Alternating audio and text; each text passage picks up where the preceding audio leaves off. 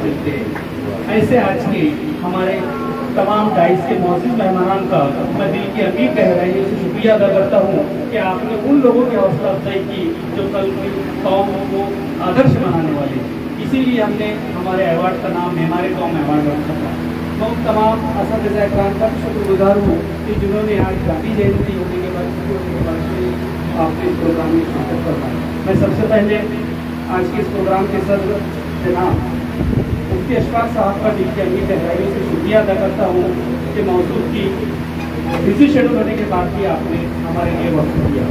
वैसे ही हमारे हज़ीर अजीज भाई आमदा जनाब उद्योगपति विवेक पारस्कर साहब का भी दिल की अमीर गहराइयों से शुक्रिया अदा करता हूँ कि आपने चंद शब्दों में ही हमारी हर चीज़ को पूरी किया। इसलिए मैं दिल की अमीर गहराइयों से उनका शुक्रिया अदा करता हूँ। वैसे ही हमारे जिला परिषद मेंबर योगेश वडाल साहब का भी मैं दिल की अमीर गहराइयों से शुक्रिया अदा करता हूँ कि आज उनके वालिद साहब की बच्ची होने के बाद भी वो वक्त निकालकर हमारे दरमियान पहुँचे हैं। वैसे ही हमारे राजेंद्र बाबू देशमुख जो अभी हमारे शिक्षक समन्वय समिति तमाम शिक्षक संगठनों का नेतृत्व कर रहे हैं, उनका भी मैं शुक्रगुजार हूँ कि बस चंद घंटे पहले हमने कॉल किया, हमारे कॉल पर वो नब्बे कर वो यहाँ पर तशरीफ लाए।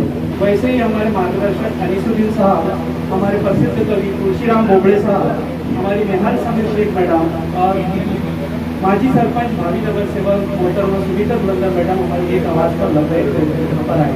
इसलिए मैं तमाम मेहमानान का दिल की अभी गहराइयों से शुक्रिया अदा करता हूँ। वैसे ही आए हुए तमाम मेहमानान का शुक्रिया अदा करता हूँ और तमाम मेहमानान से गुजारिश है कि साहब की तरफ से नाश्ते का इंतजाम किया गया है, कोई तो बड़े नाश्ते का इंतजाम